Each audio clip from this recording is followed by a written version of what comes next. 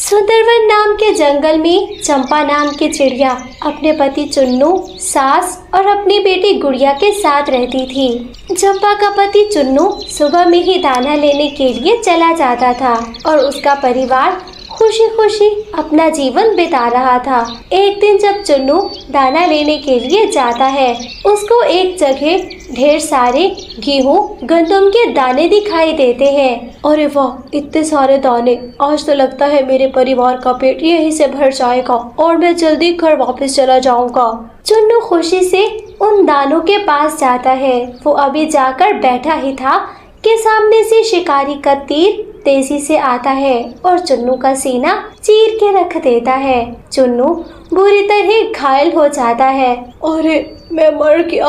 मुझे क्या पता था इन दानों के पीछे इतना बड़ा राज है, शिकारी है। मैं अकेला हो गया। ओह, मैं मर गया। मेरी बेटी गुड़िया, मेरी पत्नी और मेरी माँ का सहारा, ऊपर वाला अब तू ही किसी को बना देना। ये आखिरी शब्द कहकर चुन्नू वहीं पर मर जाता है। शिकारी भागते हुए आता है, चुन्नू को टांगों से पकड़कर अपने साथ ले जाता है। ये सारी घटना एक सामने वाले पेड़ पर बैठा कबूतर देख रहा था। अरे, ये क्या गजब हो गया! इतनी बड़ी घटना हो गई है। चंपा बेचारे का क्या बनेगा? कबूतर दुखी होकर सीधा चंपा के घर जाता है। चंपा बहन दरवाजा खोलो, बहुत बड़ी घटना हो गई है। क्या हुआ कबूतर भैया, आप ज्यादा जल्दी में लग रहे हैं। बात जल्दी की नहीं है। देखो चंपा, अब तुमको बेटी को भी संभालना होगा और चुन्नू की माँ को भी संभालना होगा। कबूतर भैया, ऐसा भी क्या हो गया है? चुन्नू ठीक तो है ना? नहीं, चुन्नू बिल्कुल भी ठीक नहीं है। चुन्नू मर गया है और उसको शिकारी अपना खाना बनाने के लिए अपने साथ ले गया है। कबूतर भैया, ये आप क्या बात कर रहे हैं? मेरा चुन्नू ऐसे कैसे मुझे छोड़कर जा सकता है? हे भगवान, मेरे पति के सिवा तो मेरा कोई नहीं था। मेरी बच्ची अभी छोटी है। चंपा बहन, मैं आपका दुख समझ सकता हूँ, मगर आपको अब एक बहादुर बहू, बहादुर माँ बनना होगा। अगर ऊपर वाले ने मेरे लिए यही राह चुनी है तो मैं जरूर चुन्नू की माँ और चुन्नू की बेटी का ध्यान रखूंगी और अपना भी, क्योंकि मैं भी चुन्नू की पत्नी हूँ। मम्मा क्या हुआ? आप रो क्यों रही है? बाहर आपको कौन क्या बता कर गया है? गुड़िया बेटी, हम लुट गए, हम बर्बाद हो गए। एक शिकारी ने हमारी सभी खुशियाँ छीन ली हैं। अरे बेटा, क्या हो गया है? चंपा, रो क्यों रही हो? मेरा तो दिल बैठा जा रहा है। मुझे भी बताओ। माँ जी, आपका दिल इतना बड़ा नहीं है कि मैं आपको वो खबर दे सकूं। आप मुझसे मत पूछें। गुड़िया बेटी, आप भी मत पूछो। मम्मा, आप रो क्यों रही हैं? सच बताएं, आपको क्या हुआ है? अरे बेटा, बता दो, क्या बात है?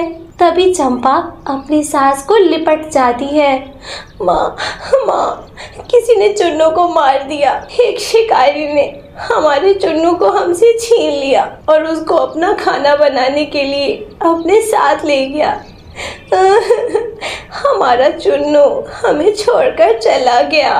ये सब सुनकर गुड़िया वहीं पर बेहोश हो जाती है और चुन्नू की माँ, वो तो बिल्कुल सकते में आ गई थी। अरे बेटा, मैंने अपने बेटे को अकेले में पाला था।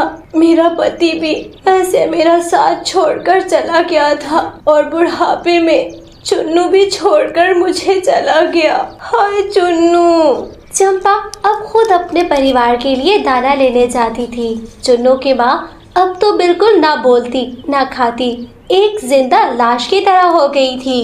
दादी, आप परेशान क्यों होती हो? अगर पापा चले गए, हम तो है ना आपके साथ। हाँ बेटा, अगर तुम्हारे पापा की याद मुझे बहुत आती है। उसके बिना रहने का तो मैंने कभी सोचा भी नहीं था। कुछ दिन बीत जाते हैं और फिर जंगल में सूखा आ जाता है। हर तरफ सूखी घास, सूखे पत्ते, कहीं पर भी कुछ खाने के लिए नहीं था। माँ जी, पूरा जंगल छान मारती हूँ मगर कुछ भी खाने के लिए नहीं मिलता। क्या करूँ? खाली पंख लौटूं तो मुझे चुन्नू याद आ जाता है। वो क्या सोचेगा कि मेरी बेटी और मेरी माँ को चंपा भूखा रखती है। अरे बेटा चंपा, तू हमें जानकर तो भूखा नहीं रखती। अगर भोजन नहीं मिल रहा तो मजबूरी है, परेशानी है। तू चिंता मत किया कर, मेरा चुन्नू तुमसे खुश होगा क्योंकि तुम उसकी बेटी की बहुत अच्छी परवरिश कर रही हो। एक दिन जंगल में घने बादल छा जाते हैं और फिर तेज बारिश शुरू हो जाती है। माँ जी, बारिश बहुत तेज हो रही है। घर की छत भी मरम्मत नहीं की थी, लगता है आज तो घर टूट जाएगा। अरे बेटा, ऊपर वाले से अच्छी उम्मीद रख, अगर एक घर जाएगा तो दूसरा भी आ जाएगा, चिंता मत किया कर। ऐसे ही चंपा की सास उसको तसल्ली दे रही थी। उसी समय उनका घर हिलने लगता है। मम्मा मम्मा मुझे बचा लो, घर हिल रहा है, मैं गिर जाऊंगी। गुड़िया अपनी माँ को लिपट जाती है और फिर तभी हिलते हिलते घर नीचे धड़ाम से गिर जाता है। माँ जी, अब क्या बनेगा, हमारा घर तो टूट गया। अरे बेटा, अब करना क्या है, अब यहीं जमीन पर ही घर बनाते हैं। पेड़ पर तो बड़ा खतरा रहता है।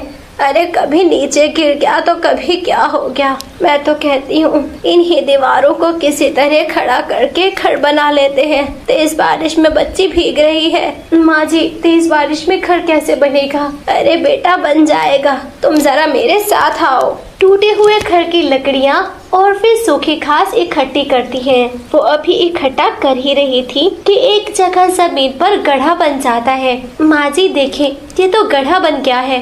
अरे बेटा, गड्ढा कैसे बन गया? रुको मैं देखती हूँ। चंपा की सास जैसे ही गड्ढे के पास आती है, घड़े में से तो रोशनी निकल रही थी। अरे बेटा चंपा, जरा आना, मुझे तो लगता है कि यहाँ पर कोई ना कोई खजाना है। अरे माँ जी, खजाना? लगता है हमारी किस्मत खुल गई है। हाँ बिटिया, लाओ मुझे कोई, अरे बेटा लाओ मुझे कोई लकड़ी ला दो, मैं खजाना बाहर निकालती हूँ। जिस तेज बारिश में सभी पंछी अपने अपने घर में आराम की नींद सो रहे थे, उसी बारिश में चंपा और उसकी सास अपनी किस्मत के खुले दरवाजों पर ऐश कर रही थी। ढेर सारा सोना निकलता है। अरे माँ जी, ये तो खालिस सोना है। हाँ बिटिया, खालिस सोना। समझ, आज से तेरी किस्मत बदल गई। ऊपर वाले ने तेरी सुन ली, तेरा पति भी तुझसे खुश हो गया। मम्मा, ये सोना क्या करेंगे हम? गुड़िया बेटी, इससे हम अपना सबसे पक्का और विशाल घर बनाएंगे, गरीब पक्षियों की मदद करेंगे और फिर साथ में अपनी बेटी को गहने भी बनवा कर दूंगी मैं। किसी तरह अपने घर को बारिश में वो खड़ा कर देते हैं। माँ जी, आज की रात तो गुजर जाएगी, मगर अगली सुबह ही ये सोना बेचकर मैं अपना पक्का घर बनवा लूंगी। सुबह हो जाती है। चिड़िया कुछ सोना सोनार को जाकर देती है। पैसे लेकर अपना पक्का और विशाल घर बना लेती है। याहू! हमारा घर तो इतना सुंदर है। मम्मा, अगर पापा होते तो कितना अच्छा होता। हाँ गुड़िया बेटी, मैं भी यही सोचती हूँ। अगर मेरे पास चुन्नू होता, मुझे किसी धन दौलत और सोने की जरूरत नहीं थी।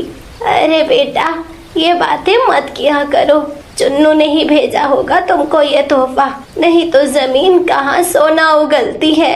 हाँ माँ, मैंने कभी सोचा नहीं था कि चुन्नू मेरे से इतना खुश हो जाएगा। मैं भी हर तरह के काम करती हूँ, कभी कमी कोताही भी कर देती होंगी। अरे नहीं, तुम सबसे अच्छी बहू हो और सबसे अच्छी माँ भी, तभी तो मेरे चुन्नू ने तुमको तोहफा भेजा है। उसी सोने से ही चंपा गरीब पक्षियों की मदद करती और फिर अपने परिवार को खुशियाँ देती। चंपा अपने घर का मर्द औरत सब बनी हुई थी और फिर गुड़िया को माँ बाप दोनों का प्यार दे रही थी। सभी छोटे छोटे बच्चे आपस में बैठकर खेल रहे थे। तभी वहीं पर जग्गू कौवा एक बड़ा लाल रंग का सेब लेकर आ जाता है। यार देखो, मेरे पास बड़ा लाल रंग का मीठा फल है। अरे मुझे तो बहुत पसंद है मीठा फल। छोटे मिठू, जाकर अपने पापा से कहो तुम्हारे पापा तुम्हें ले दे। मुझे भी बहुत पसंद है। अरे ये तो गरीब चिड़िया की बेटी है, इसके पास कहाँ से आया एप्पल? ये तो बेचारी हमें देखती रहेगी। हो हो हो। ये कहकर कालू कौवे का बेटा जग्गू कौवा उस छोटी गुड़िया का खूब मजाक बनाता है। दोस्त, मुझे तो अपने साथ खाने दो।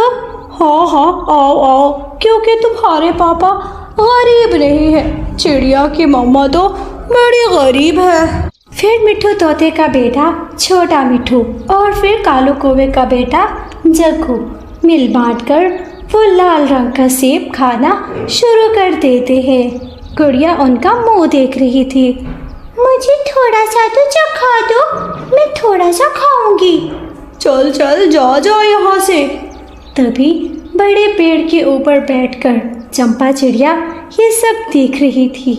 उसकी आंखों में आंसू आ जाते हैं। हे भगवान, काश तुमने मुझे बच्चे ना दिए होते। अगर बच्चे दिए हैं तो इतनी मुझ में शक्ति रखी होती कि मैं अपने बच्चों की हर ख्वाहिश पूरी कर सकती। गुड़िया बेटी, आप मेरे पास आ जाओ। आप वहाँ मत बैठो, वो सभी शरारती बच्चे हैं। गुड़िया अपनी मम्मा के पास चली जाती है। मम्मा, आप मुझे मीठा फल कब लेकर दोगी? गुड़िया बेटी, आपकी मम्मा जरूर लेकर आएंगी आपके लिए। आप मुझ पर विश्वास तो करो ना। ऐसे ही गोरी और कालू हर रोज लेने जाते मीठा फल। जंगल की एक दिशा में मीठे फल का पेड़ था। गोरी, हम बताएंगे नहीं किसी को कि मीठे फल का पेड़ यहाँ पर है, नहीं तो सभी आकर यहाँ से मीठा फल ले जाएंगे। हाँ कालू जी, मैं तो यही कहती हूँ, हम किसी को भी नहीं बताएंगे। वो दोनों पति पत्नी पेट भरकर सेब खाते और फिर वहाँ से चले जाते। जग्गू के हाथ में रोज ही मीठा फल होता। वो सभी पक्षियों के बच्चों को दिखा दिखा कर खाता। किसी दिन गुड़िया को रुलाता, किसी दिन छोटे मिठू को, तो किसी दिन कबूतर के बच्चे किक्की को रुलाता। मैं बताऊंगा, मैं अपने पापा को जाकर बताऊंगा। जाओ जाओ, जाकर बता दो, मेरी मम्मा तुम्हारे पापा को गंदी आंखों वाला कबूतर कहती है। जाकर गंदी आंखों वाले कबूतर को बता दो। ऐसे ही जग्गू में कोई तमीज नहीं थी। वो छोटे बड़े का लिहाज करना जानता तक नहीं था। तोते भैया, मुझे तो बहुत परेशानी हो रही है। जग्गू के हाथ में रोज मीठा फल कैसे लग जाता है और मेरी गुड़िया बेचारी सारा दिन रोती रहती है। हाँ, उसने एक दिन मेरे छोटे मिठू को खिलाया था मीठा फल, मगर उस दिन के बाद तो उसने नहीं दिया। तभी से छोटा मिठू भी हर रोज रोता है। तोते भैया, हमें भी तलाश करना चाहिए कि जंगल की किस दिशा में मीठा फल होगा। अरे तलाश क्यों करेंगे, कल गोरी और कालू का पीछा करेंगे। वो जाएंगे मीठा फल लेने, हम भी वहीं से ले लेंगे। और फिर अगली सुबह ऐसा ही होता है। कालू और गोरी जब सुबह ही सुबह दाना लेने के लिए जाते हैं, उनके पीछे चुपके से चंपा और मिट्ठू तोता भी साथ हो लेते हैं। कालू और गोरी आगे आगे, चंपा और मिट्ठू तोता पीछे पीछे। तभी गोरी कवि को चंपा दिखाई देती है। कालू जी, हमारे पीछे वो छोटी चिड़िया और मोटी चोंच वाला तोता है। गोरी, मुझे भी शक पड़ रहा था कि हमारा कोई पीछा कर रहा है। कालू जी, ये सभी मीठे फल की दिशा जानना चाहते हैं। मैं अभी बताता हूँ इनको। कालू कौवा दूसरी तरफ उड़ने लगता है और फिर गोरी उनको रास्ता भटका देती है और फिर कालू गोरी दूसरे रास्ते पर चलने लगते हैं। दूसरे रास्ते की ओर उड़ते हैं तो उनके पीछे चंपा और मिट्ठू तोता भी थे। जाते जाते वो उनको सूखे जंगल में ले जाते हैं, जहाँ पर सूखी लकड़ियाँ और कांटों वाले पेड़ थे। कालू और गोरी किसी तरह बच बचाकर अपना रास्ता निकालकर आगे चले जाती। इधर चंपा और मिट्ठू तोता के लिए तो नया रास्ता था। वो दोनों कांटे और लकड़ियों में फंस जाते हैं। बचाओ बचाओ, मुझे कोई तो बचाओ, कोई तो बचाओ, मेरे पंखों पर चोट लग जाएगी, मुझे कोई तो बचाओ। उनको बचाने के लिए कोई भी नहीं था। तभी वहीं पर गोरी और कालू हंसते हुए आ जाते हैं। हो, मीठा फल चाहिए था ना तुमको? लो लो, मीठा फल खाओ। तुमको मैंने मीठे फल की बस्ती में कैद करके रख दिया है। कवि, तुम बहुत ही बदतमीज हो। अगर हम तुम्हारे साथ जा रहे थे तो फिर मीठा फल अपना तोड़ते, तुम्हारा तो नहीं लेते। हमें बचाओ। गौरी बहन मुझे बचा लो। चल हट गधी मोटी चोंच वाली, बड़ी मुश्किल से जान छुड़वा रही हूँ तुमसे। तुम क्या समझते हो तुम्हें दोबारा अपने जंगल में ले जाऊंगी क्या मैं? वो उनको वहीं पर रोता भी लगता छोड़कर चले जाते हैं। मीठे फल के पेड़ पर जाकर खूब मजे से मीठा फल खाते हैं। अपने बेटे जग्गू के लिए लेकर वापस घर को भी आ जाते हैं। मेरी मम्मा भी गई थी, मम्मा अभी तक वापस नहीं आए। मेरे भी पापा गए थे, अभी तक वापस नहीं आए। छोटा मिठू परेशानी में गुड़िया के पास आता है। गुड़िया गुड़िया, पापा और तुम्हारी मम्मा एक साथ गए थे ना? हाँ, मेरी मम्मा के साथ गए थे तोते अंकल, अभी तक आए नहीं है। वो दोनों बच्चे खिड़की में से अपने मम्मा पापा का इंतजार कर रहे थे। तोता और चंपा चिड़िया काफी ज्यादा घायल हो चुके थे, उनके पंखों में से खून बह रहा था। तोता तो जिंदगी की उम्मीद खत्म कर बैठा था। तभी वहीं से बुलबुल गुजरती है। बुलबुल बहन हमें बचा लो, हमारे पंख बुरी तरह घायल है। अरे ये मदद की गुहार कौन लगा रहा है? बुलबुल पीछे मुड़ती है और फिर दोनों को कांटों में से आहिस्ता से निकालती है। बुलबुल बहन आपका बहुत बहुत शुक्रिया। अरे क्या हुआ था, तुम ज्यादा परेशान लग रही हो। तभी चंपा चिड़िया उसको सारी बात बता देती है। मीठे फलों की दिशा ये नहीं, वो सामने बरगद के पेड़ से जाओगी तो आगे मीठे फलों के बाग है, तुम वहाँ पर जाकर तोड़ लो। आपका बहुत बहुत धन्यवाद। एक तो आपने जान बचाई, दूसरा मीठे फलों का भी पता बता दिया आपने। फिर चंपा और मिट्ठू तोता मीठे फलों की दिशा में चले जाते हैं। उस दिशा में जो सारे मीठे फल थे वो सभी चंपा को हंस कर देखते हैं। अरे चंपा, तुमने हम तक आने के लिए कितनी मेहनत की और कितनी तकलीफें उठाई है वो हम सब जानते हैं। पेड़ जी, अगर आप सब जानते हैं तो फिर हमें सीधा रास्ता क्यों नहीं दिखाया?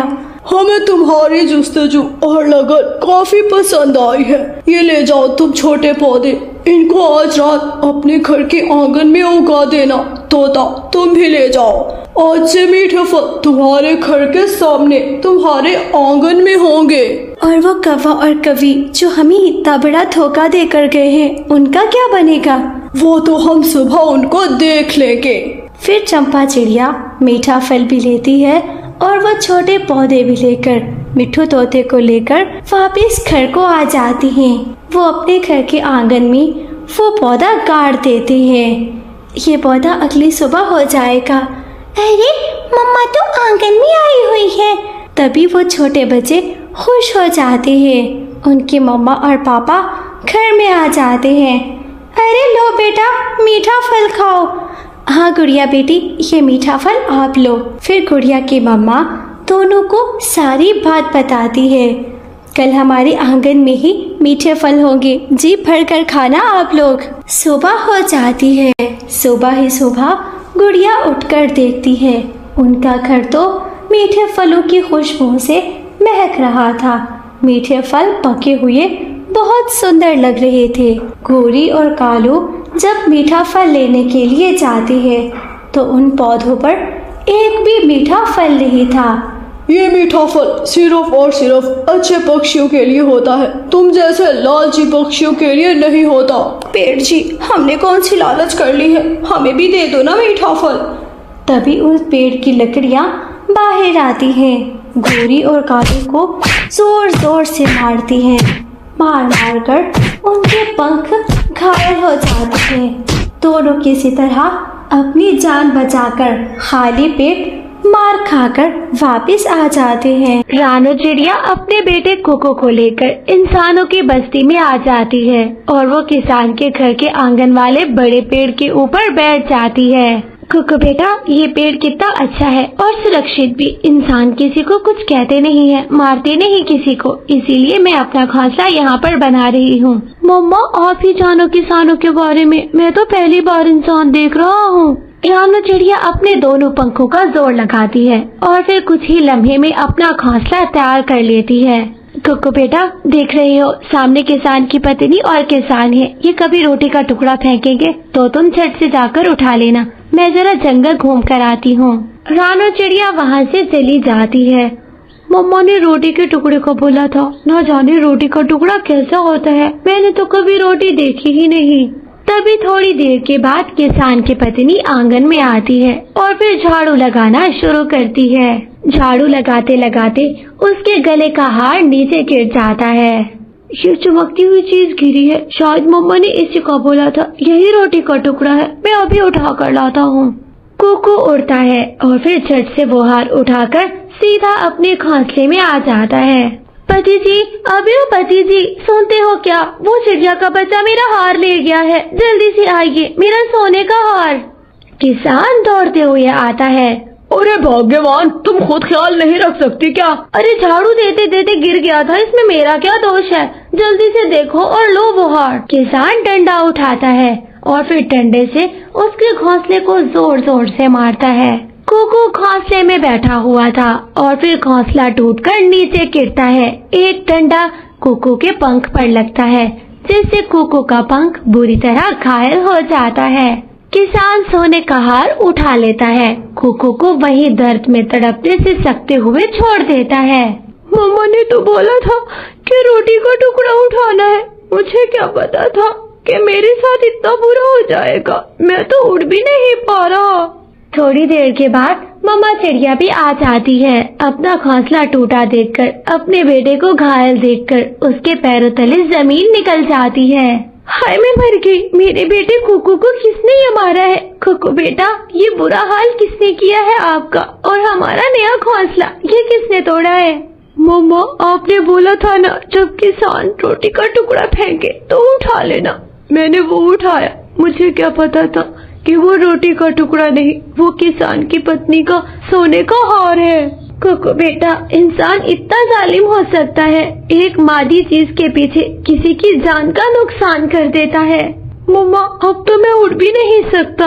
कुकू बेटा, वापिस अपने जंगल को चलते हैं। मम्मा चिड़िया अपने बेटे को पीठ पर बिठाकर वापिस जंगल की ओर ले जाती है। रानो अपने बेटे को वैद्य जी के पास ले जाती है। अरे तुम्हारा बेटा बुरी तरह घायल है, इसका इलाज यही है कि इसको शहर वाले जंगल ले जाओ, उसके लिए तुमको ज्यादा पैसा चाहिए होगा। मगर मैं एक गरीब चिड़िया हूँ, मेरे पास इतना कुछ नहीं है।